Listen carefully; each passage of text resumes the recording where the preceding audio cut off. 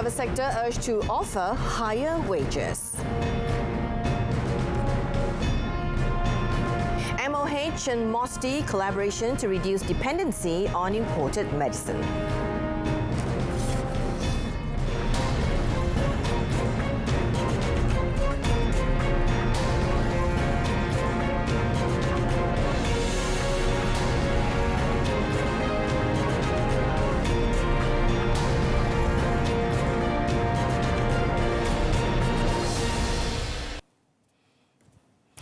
Good afternoon, Salam Malaysia Madani. Welcome to Updates at Noon. I'm Jessica Lee. The government hopes the private sector will also be committed to offering its close cooperation so as to realise a policy of progressive wage increases to parry the rising cost of living. Economy Minister Rafizi Ramli said the government needs a comprehensive policy involving the private and public sectors, as it is now the government's priority to bridge the significant gap between the growth of wages and the increase in the cost of living. The minister believes that currently the growth of people's wages does not match the increase in the cost of goods. Speaking after a Madani tour program at the Suka Menanti State Assembly area, he said measures to solve the problems of commodity prices and inflation are already in progress. However, if the salary does not fluctuate regularly in tandem with the increase in the cost of living, it will not be resolved anytime soon. Now, yesterday, media reported that the government agreed to review the civil service salary scheme with a discussion due at the cabinet meeting next week, since the last salary review was in 2013 for about 1.6 million public servants. Now, Rafizi said the government can no longer manage the economy in the old way by only focusing on investments, because the rich will only get richer while wealth growth does not reach the people at large. The Health Ministry, or MOH, is prepared to conduct collaborations with the Ministry of Science, Technology and Innovation, or MOSTI, for the development of technology, as well as in efforts towards technological advancements. Now, she said the matter is vital in facing the rising prices of medication, as well as to reduce the country's dependency on imported medicine. Yang itu kita masih lagi menunggu laporan daripada farmasi. Setakat ini kita tak ada apa-apa jawapan lagi tentang perkara tersebut lah. Kita juga tengah melihat dari sudut ini dan kolaborasi dengan agensi lain seperti MOSTI dan yang lainnya untuk kita come up with the new innovations kepada treatment masa kini lah. She said this in a media conference at the launching of the Setia cohort program in Seremban. The event was officiated by Yang di-Pertuan Besar Negeri Sembilan, Tuanku Muris Ibni Almarhum Tuanku Munawir. Now, this year's Hajj operation, which involved the full quota of 31,600 Malaysian pilgrims for the first time in 4 years, went smoothly despite facing several challenges. Minister in the Prime Minister's Department of Religious Affairs, Datuk Dr. Muhammad Naim Mokhtar, said among the challenges faced by the pilgrims this year were the scorching weather and the massive crowd of almost 2 million people performing the Hajj pilgrimage in the Holy Land. However, he praised the Malaysian pilgrims as having good discipline, attitude and knowledge. Not only that, the Saudi government has once again named Lembaga Tabung Haji the recipient of the Labaitom Award for the Best Service category for a Hajj Affairs Office. He said this to reporters after welcoming the return of 350 Malaysian pilgrims who arrived at the Kuala Lumpur International Airport, KLIA, yesterday. On a related note, Datuk Dr. Naim informed that 70 patients were still being treated at the TH Treatment Centre in Mecca and a Saudi hospital, while 9 pilgrims have died in the Holy Land. The Tabung Haji TH will hold a closing meeting with various ministries and agencies in Saudi Arabia to re-evaluate the level of services and facilities provided during this year's Hajj season. Now, Datuk Dr. Muhammad Naim said a post-mortem will review and identify in detail the operations and progress of the Hajj pilgrimage exercise from every aspect. Maklum balas yang saya terima ni, sama ada saya terima melalui WhatsApp ataupun yang saya terima melalui email, dan juga yang interaksi saya dengan jemaah haji semasa di Arafah, selepas daripada Mina, di Muzdalifah. So jadi maknanya yang ini maklum-maklum balas yang saya terima dan terus saya berikan kepada Tuan Syed Hamada, CEO tabung haji, untuk mengambil tindakan dalam postmortem yang bakal mereka hadirkan ini. He said the post-mortem is very important in efforts by TH to improve every weakness to enhance the services and improve on steps taken to ensure the welfare of Hajj pilgrims in the future. Now, the Operations Centre at the Ikuti Police Station opened for search and rescue, or SAR, operations for the victims of the Jeram Ikuti water surge incident has been shifted to the Chennai Fire and Rescue Station, or BBP, yesterday. Terengganu Fire and Rescue Services Department Zone 2 Chief, Senior Superintendent 2 Azman Alia said the operation at BBP Chennai will also be supported by BBP Chukai, with the scope of the surge to be reduced today. Memandangkan operasi yang kita dah memasuki pada hari yang ke-7 dan hari ke-8 kejadian, kita akan memperkecilkan skala pengoperasian kepada peringkat pencarian di peringkat balai jagaan, iaitu Balai Bomba Chennai dan Balai Bomba Chukai, bagi pengoperasian secara pemantauan dan pencarian peringkat skala kecil bersama dengan Balai Polis Air Putih dan orang kampung.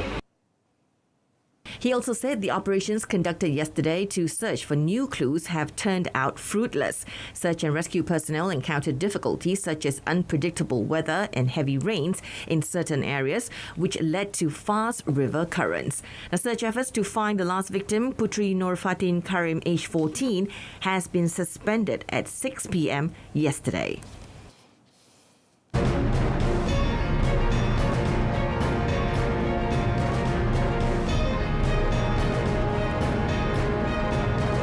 Still to come in the foreign segment, US-China ties on surer footing. Stay with us.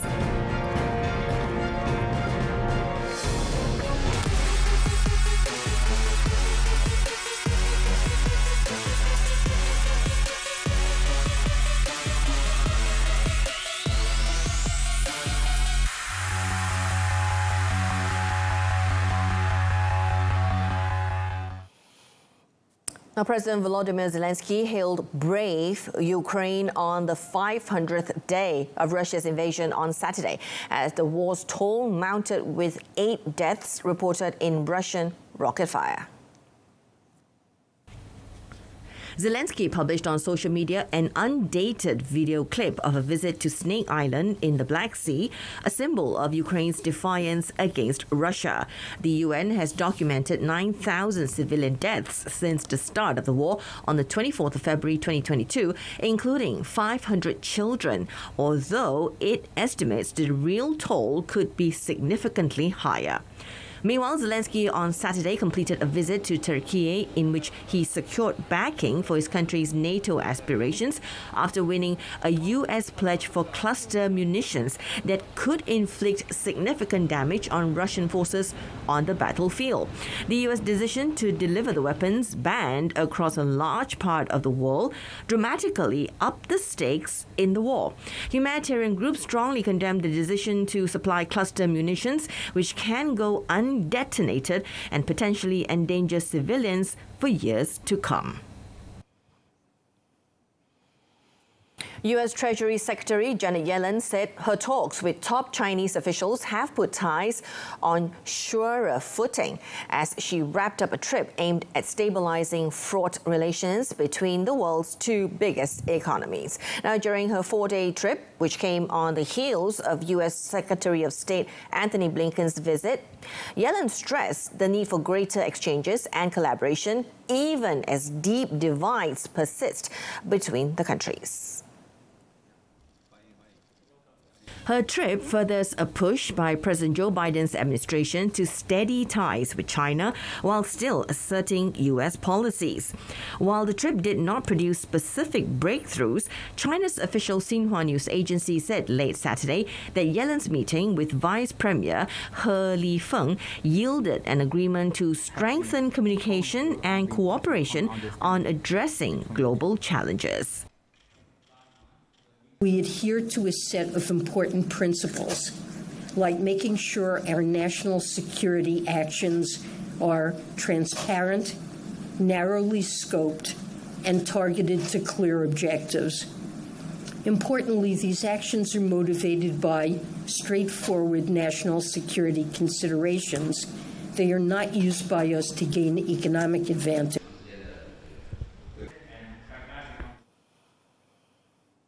At least 11 people have died and 3 remain missing after an illegally occupied building collapsed in northeastern Brazil. Now, firefighters were continuing to search for a woman and 2 children under the rubble following the collapse Friday in Paulista, a municipality in the state of Pernambuco. According to a statement from the Pernambuco Civil Defence Services, the dead include men, women and children aged 5 to 45. It said a 65-year-old woman and 2 adolescents were pulled from the rubble alive. The 3-story structure, which was attached to a larger housing complex, had been closed in 2010 due to a risk of collapse, but had been illegally occupied since then. In April, a building in similar condition collapsed in the city of Olinda, also in Pernambuco, leaving 6 people dead. Now, building collapses in Brazil generally happen in poorer neighborhoods where illegal construction is rampant. In 2020, 2 irregularly constructed buildings in a poor neighborhood of Rio de Janeiro collapsed after days of intense rainfall, leaving 24 people dead.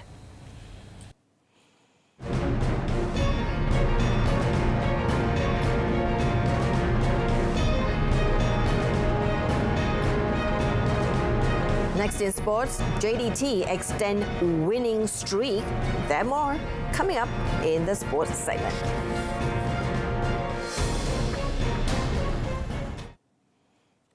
Now, the Youth and Sports Ministry is committed towards ensuring that the young generation practices a healthy lifestyle.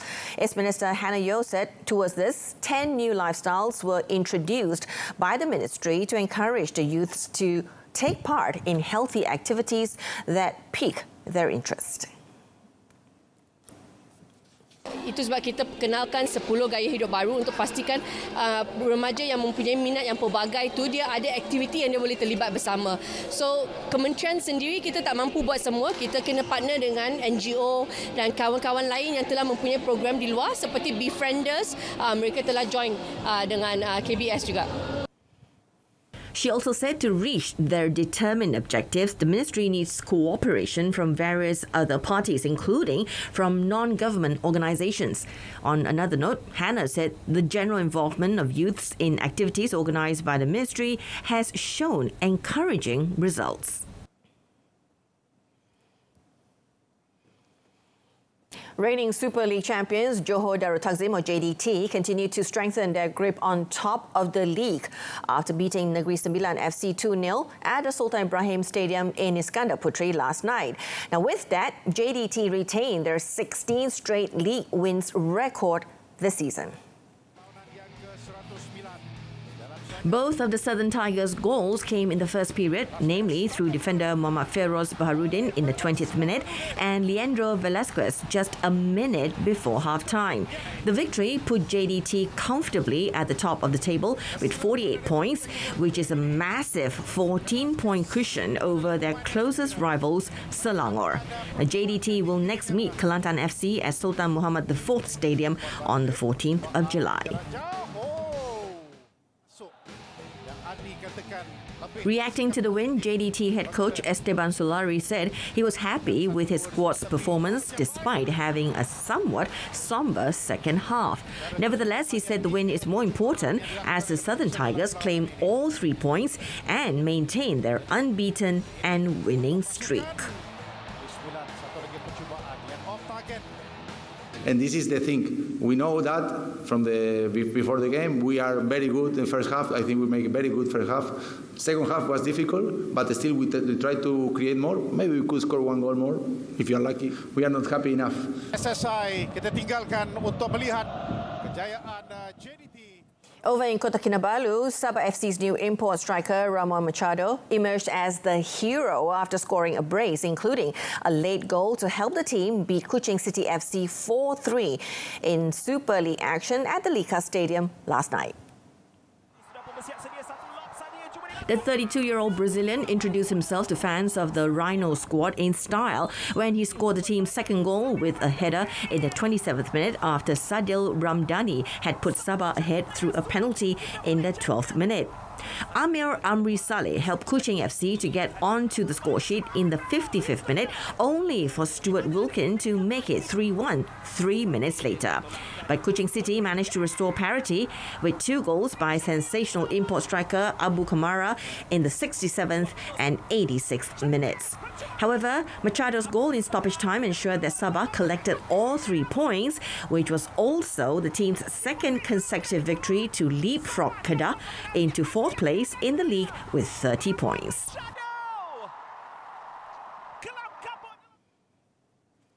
In F1, Red Bull's Max Verstappen seized his 5th pole position in a row at the British Grand Prix yesterday after McLaren's home hero Lando Norris threatened to pip the runaway Formula One leader to the top slot.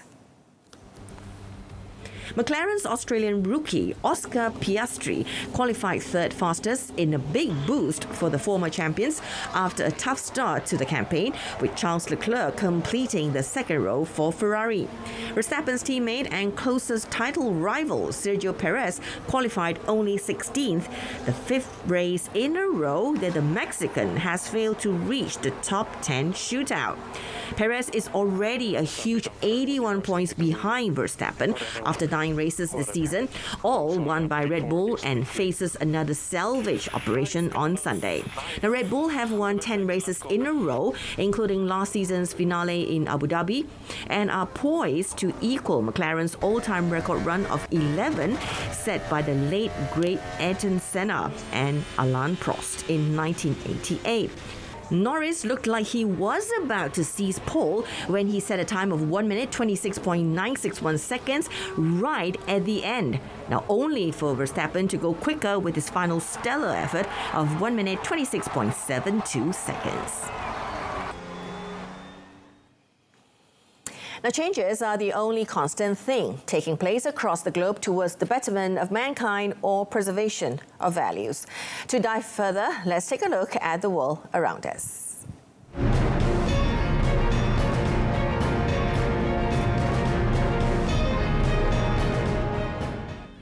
Algerians commemorated the country's independence a day ahead of the official day, with hundreds of people taking to the streets in celebration. Algeria observes Independence Day annually on the 5th of July, which commemorates the country's separation from France. A parade full of traditional dance and music overtook the streets of the capital Algiers as people watched and cheered from the sidelines. Throughout the celebrations on Independence Day, there is a strong sense of national unity and cultural pride. The flag, which is green and white and represents Algeria's independence, is proudly displayed throughout the country. The Algerian War of Independence began in November 1954 and ended in 1962, and the war was very brutal and long, not forgetting it was also a major turning point in Algeria's history. With a continuous economic crisis in the country, some Syrian women in Damascus started selling homemade sweets, looking for additional income and providing cheaper alternatives for otherwise more expensive options. Rania Al-Mansour, a retired employee looking to help her husband in making a living, said customers who can't afford the prices of sweets from popular chains are turning to buy from small house businesses like hers. أنا ما عندي مصاريف مثل باقي العالم، مثل باقي المحلات، مثلا أجارات، ضرائب، فواتير، قصص على أغراض بيتي، الأغراض اللي بشتريها بشتغل فيها، بالأغراض اللي عندي بالبيت، بغازي، بفرني، بصواني، يعني بغراضي أنا ما عندي كلفة. Humanitarian needs in Syria are higher than ever, with the legacy of destruction of the 12-year war compounded by an economic crisis that has sent the Syrian pound tumbling and pushed virtually the entire country below the poverty line.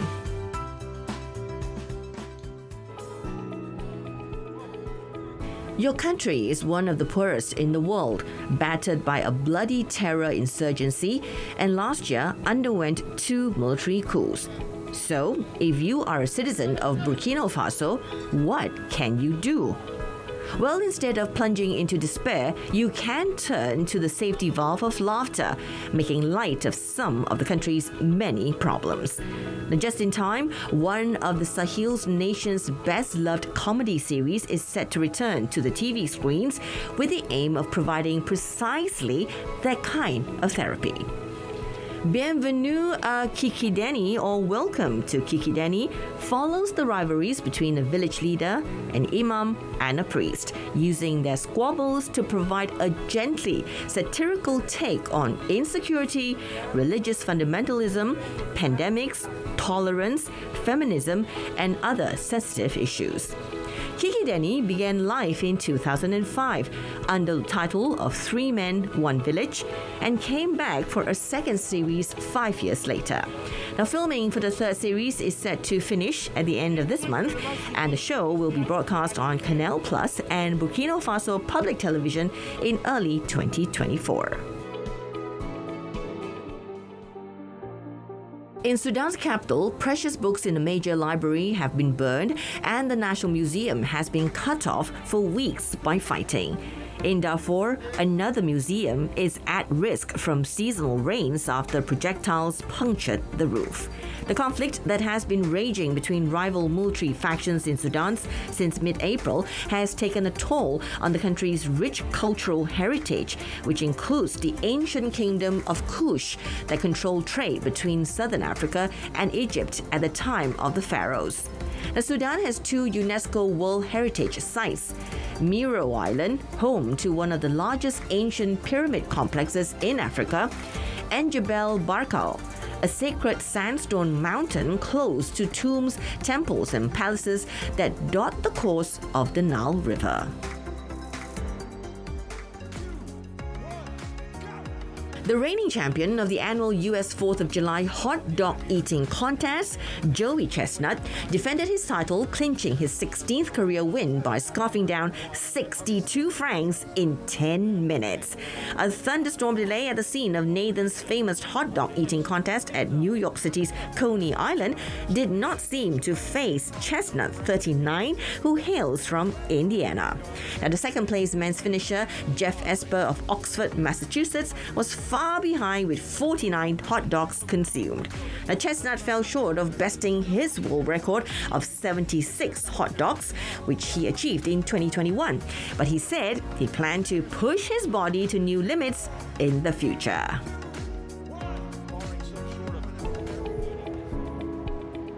From Chitty Chitty Bang Bang to Blade Runner, the concept of flying cars has long been a mainstay in people's imagination of the future. Now that future may become a reality after California-based company Aleph Aeronautics was given a limited certification by the United States Federal Aviation Administration, or the US FAA, to test fly its own flying car known as Model A. Jim Duchovny, the CEO of Aleph Aeronautics, said because of legal issues, the company has only been able to show images of the Model A as well as mock-up videos. Doing it right now. We're actually planning a public media demo pretty soon, where we'd actually display how it works. But before we have official certification, the special awards and certification from FAA, we could not do exhibition or videos in the places which we need to present it the way we want it to the public. Although Duchovny said that their vehicle already has the capacity to fly, it will still take a long time to see them be used by the masses. Personal and previously unseen photographs taken by musician Paul McCartney as Beatlemania was soaring in the 1960s have gone on display at the National Portrait Gallery in London. There are over 250 photographs from McCartney's archive on display, which even his team hadn't seen for decades.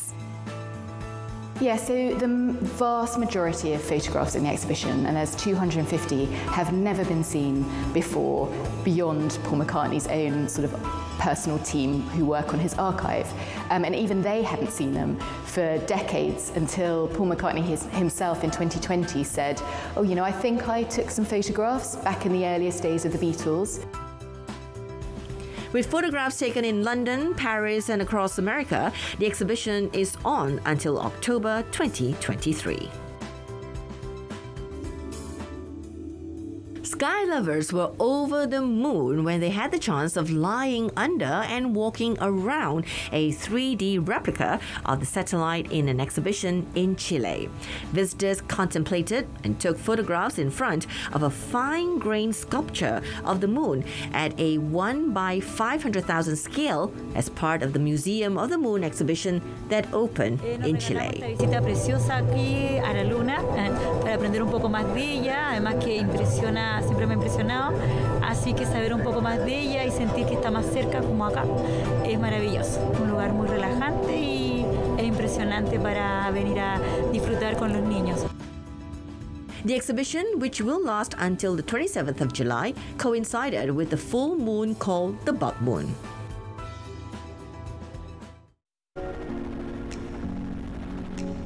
In Mexico, artifacts unearthed at an ancient Mayan settlement in Guatemala are shedding new light on the civilization and its possible ties to other cultural groups. Now, deep in the northern Guatemalan jungle lies the Mirador archaeological site, which dates as far back as 1000 BCE. Archaeologists from Guatemala's Fares Foundation have unearthed ceramic plaques at the settlement that revealed reported links to the Olmecs, one of the earliest civilizations in the Mesoamerica region that ruled Campeche and Yucatan in modern-day Mexico.